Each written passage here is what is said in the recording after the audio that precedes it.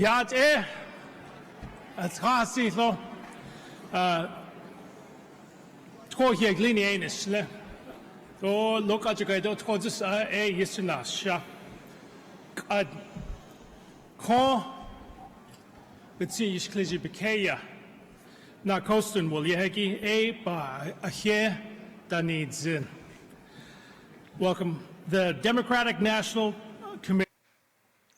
Oh, at first I thought it was just he was speaking in Latin, or I didn't know he was speaking a Native American language, which is great. Wishes to acknowledge that we gather together to state our values on lands that have been stewarded through many centuries by the ancestors and the descendants of tribal nations who have been here since time immemorial.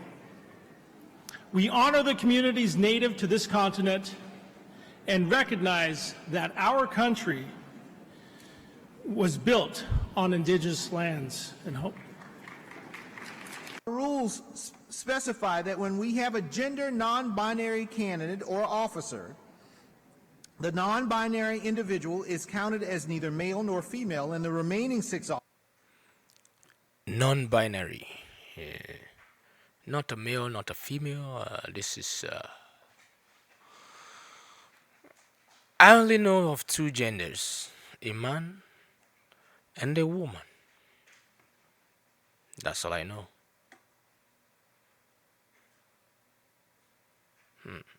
offices must be gender balanced. With the results of the previous 4 elections, our elected officers are currently 2 male and 2 female. In order to be gender balanced, we must elect 1 male, 1 female, and 1 person of any gender. So again, this is what we have to do for this vice chair race. We have to elect 1 male, 1 female, and 1 person of any gender. To ensure our process accounts for male, female, and non-binary candidates, we conferred with our RBC co-chair, our LGBT caucus co-chair, and others to ensure that the process is inclusive and meets the gender balance requirements in our rules. To do this, our process will be slightly different than the one outlined to you earlier this week, but I hope you will see that in practice it is simple and transparent. The order of balloting is designed to ensure equal access to the ballot, regardless of gender identity. As we must elect a candidate of any gender as well as 1 male and 1 female vice chair, we will first ask members to elect a candidate of any gender on the first ballot. Any candidate, male, female, and non-binary. Quick question. Aside male and female, do we have another gender apart from male and a female? If you have 6 offices open, just 3 male, 3 female, equal. That's it. You bring 3 males, you bring 3 female. Okay, if you want to make it, gender equality, that's all I am saying. That's all I know. Non-binary, I do not understand. I am very honest. Can be elected on that ballot. After a candidate is elected on the first ballot, we'll have 1 officer of the 3, so then we will know which position is filled of the 1 male, 1 female, and 1 vice. He's not even sure of himself when he was talking about this 1 female, 1 male, 1 binary, non-binary, binary. This is actually making English language difficult for me. I am still trying to figure out who is he and who is she. Now I have to memorize theirs, thems, thems, they, that, does.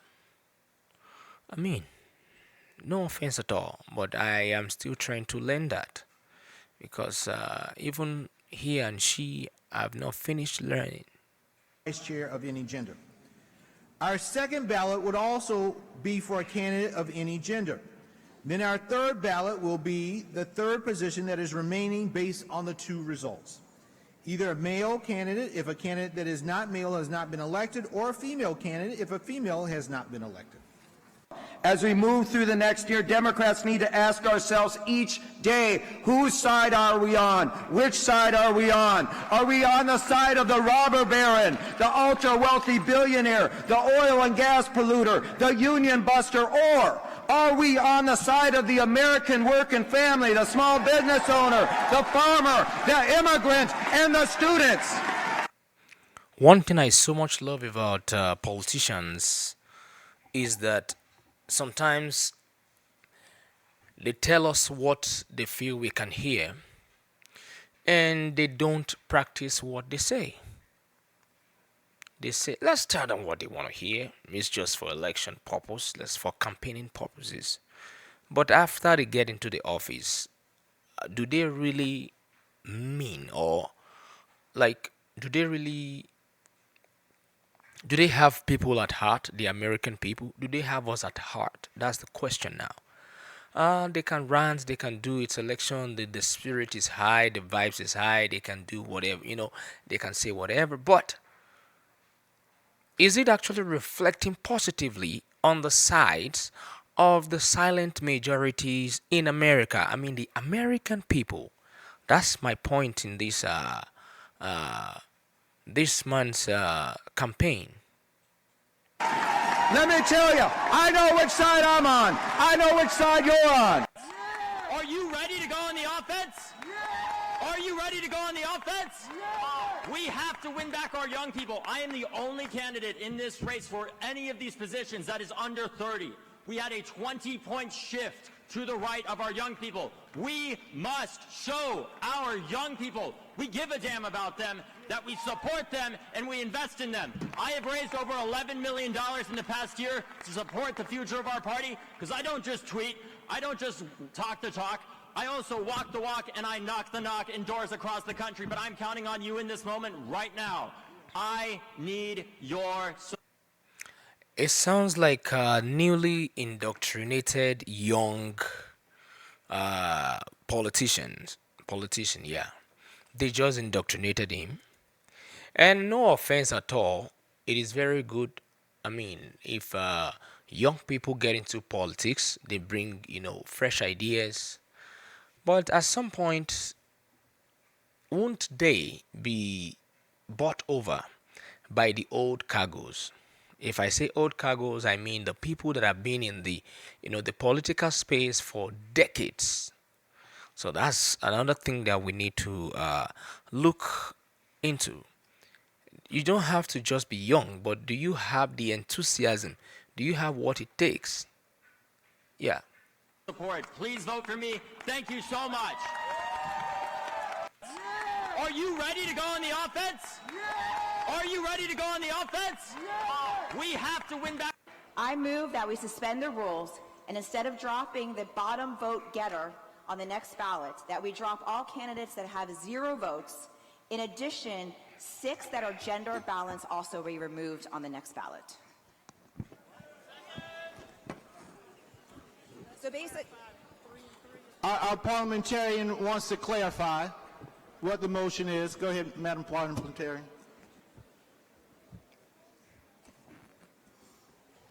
Chair Freed, you said 6 by gender balance. Do you mean 3 and 3, or do you mean 6 and 6? no, 6 total, so 3 and 3 based on gender balance, in addition to anybody who has received 0 votes this round. Racism has not gone away since 20 people of African descent came upon these shores at Jamestown, Virginia in 1619, and it's going to require us to think and behave in a new way. It is systemic, it is structural. When it comes to addressing diversity, equity, inclusion, access, and belonging, that is for all people of the United States, that must come across the voting line as well. This is everyone's America. Our story has a new form of glory that must come to our shores as well. My name is Troy Blackwell. I know that I'm a new face to many of you, but I'm a proud Afro-Latino from the South Bronx, New York. I got into this work because at the age of 18, unfortunately, Okay, she mentioned something about DEI, diversity, equity, and inclusion, or something like that. So it's not mainly for black people, not just for the black, not for the African Americans, not for the black people, but for everybody, every silent majority who has no voice out there. Number one, the veterans, the military veterans, how they could incorporate them back into the society, how they could give them job first. That is the diversity, that is the inclusion, that is the equity there. Secondly, the people with disabilities, great people with disabilities, you know, despite having disability, can they still do something to fend for themselves? That's another thing. That's where diversity, because in most cases, some companies might not, some corporates or companies might not want to even hire anybody with disability. But at this point, diversity and equity and inclusion has brought together everybody. So we are together in this.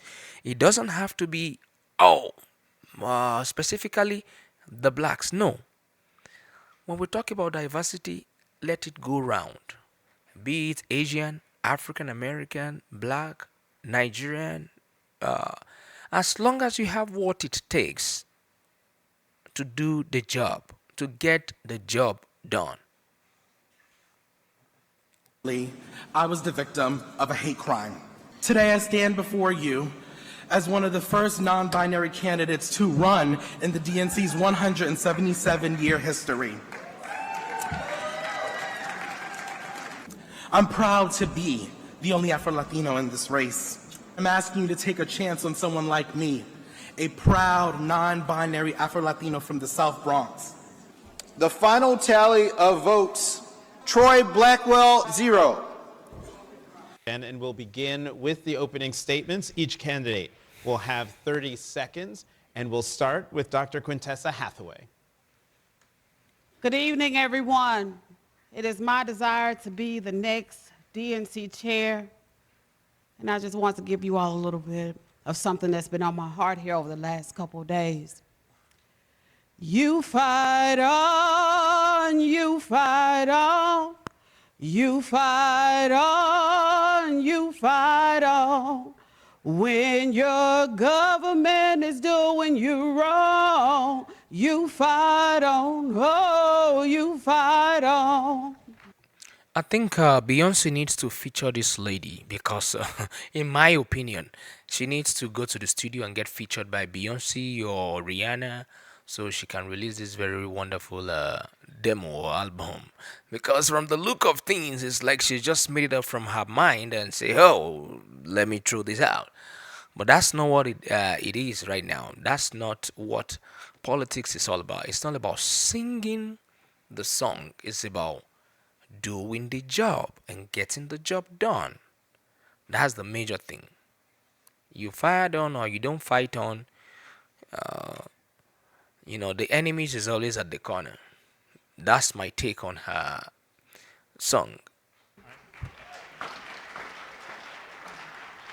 Thank you, thank you, Dr. Hathaway. It's even on gender right now. It's evenly split. Yes. So. I'm so sorry. Hi, Brad Tunley, former parliamentarian for the city of Utah. I do have a question, parliamentary query, for the chair, if she would. What happens? So that's assuming that that so few candidates get 0 that we can sustain 6 additional losses on top of that. What happens if we have 8 candidates who get 0 on this round? Do we have to eliminate those 6, or would they be eligible again on a subsequent round? So what happens if we? So it's 4. So It's down to 4. This is basically a waste of time. To be very honest, it seems like they are not organized. Number 2, they don't even know what they're doing.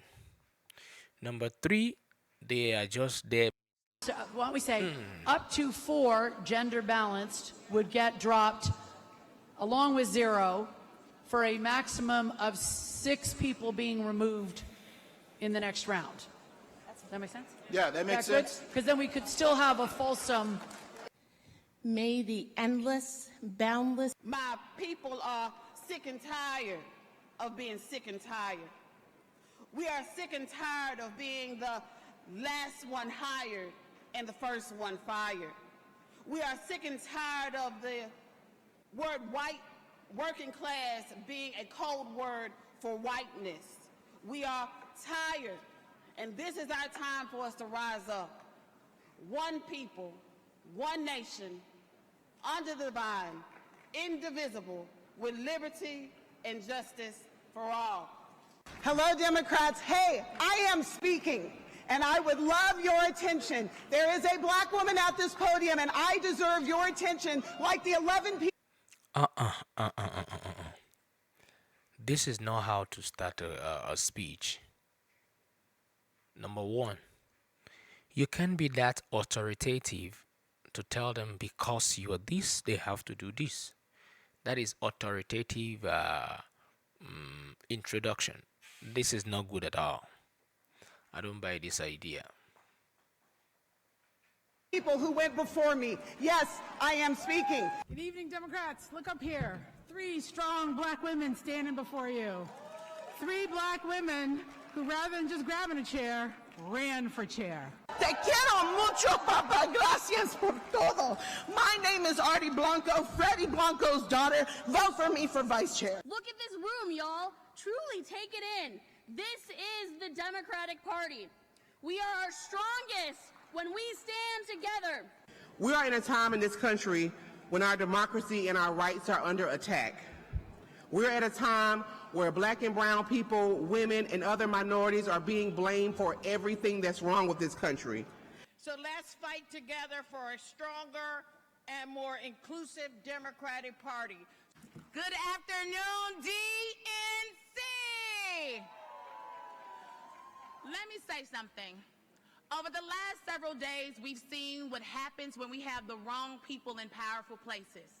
And so today, I ask for your support in electing me as your DNC vice chair because in a time of crisis, leadership matters. My people. Okay. According to what you just said now, leadership matters in times of times of crisis, which is very important. Not just leadership, a good leadership. A good leadership with great example. That's what matters. You cannot just say leadership. Leadership is so, we have, somebody can be a very good example of a bad idea. That's another leadership. So if somebody comes and say, yeah, choose me as your leader, I am going to stand for you in terms of, crisis or this or that. What are the antecedents? What have you done in the past that people can reckon with? That, okay, we can vouch for Mr. A, Mrs. B, Uncle Q, Uncle J. So, if you don't have any antecedents, I don't think there is a good leadership traits in you. Not just by talking the talk. How do you walk the walk? How do you get the job done? So that's what I feel, in my opinion.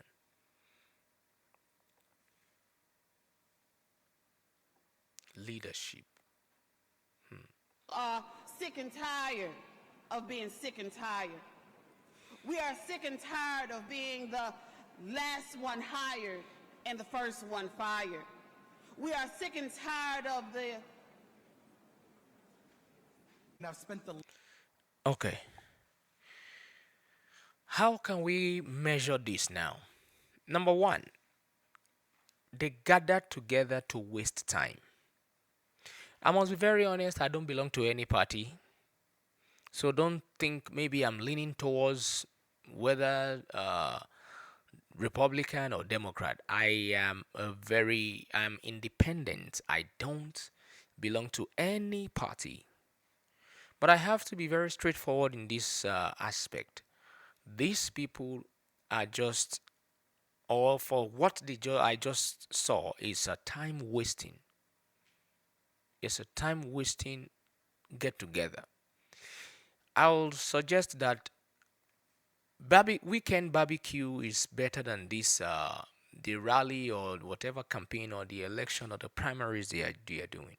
That is how my opinion goes. Last 15 years fighting for the American people, all 340 million of them.